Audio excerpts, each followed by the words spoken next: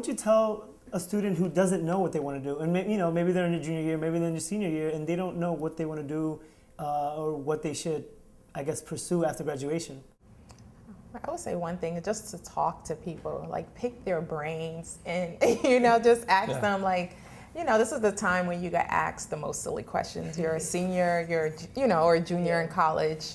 So just pick people's brains, meet as many people as you can, go to the career fairs, go to networking fairs. Even I know the Career Service Center, they have an alumni database, and that you could send emails to different alumni. So if you see an alum that's in an area that you like, just send them an email and just ask them a billion questions. At least that's my advice. And also just do internships. If you have the opportunity, if someone's a junior, they have one summer left before they graduate. And that's like the most practical way, I believe, to just get a accurate idea of what you're going to be doing when you graduate.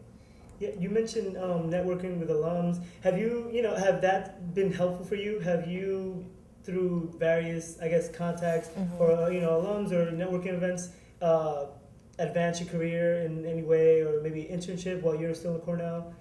Yeah, I would say not necessarily for getting jobs, but more just for information.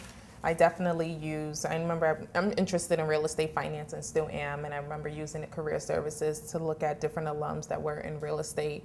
And I didn't necessarily just pose the question that I'm looking for a job, because I don't want to seem like I'm so aggressive, but I just ask them questions like what area of real estate do you work in?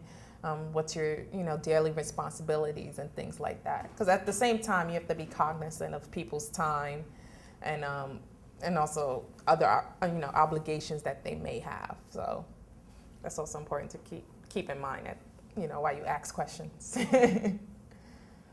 I would advise students to talk to current students, make use of people who are there, and you don't realize how big an advantage you'll create for yourself. When you're a freshman, you get to know the seniors.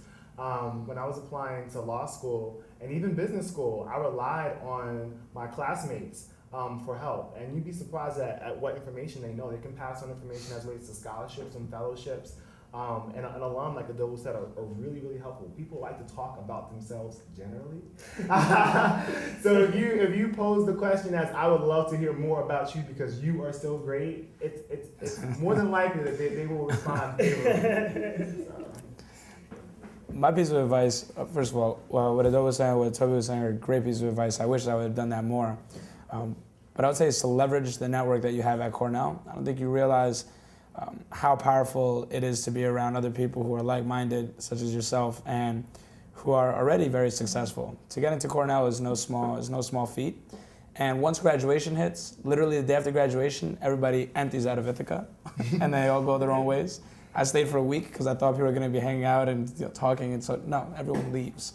And once they leave, you kind of wish that they were still there so you could get their contact information, ask them the extra step of where you're working, what are you looking to do future in life. And you don't really know when that relationship is going to come in handy down the road. Not necessarily for your own personal gain, but if you're starting a business, if you know a friend who's in a situation that needs help and wants to get into an industry that somebody in college is very successful in, you never know. And the other piece of advice I would give is to never rule anything out. A lot of people think like, oh, engineering, that's not for me, but you don't know, right? You could take a class, and we're not talking about being a communications major and all of a sudden being a mechanical engineer, but maybe science does interest you. Maybe there is a great opportunity for you to get involved in this field down the road, and you'll be very happy and very successful economically, emotionally, and personally. So.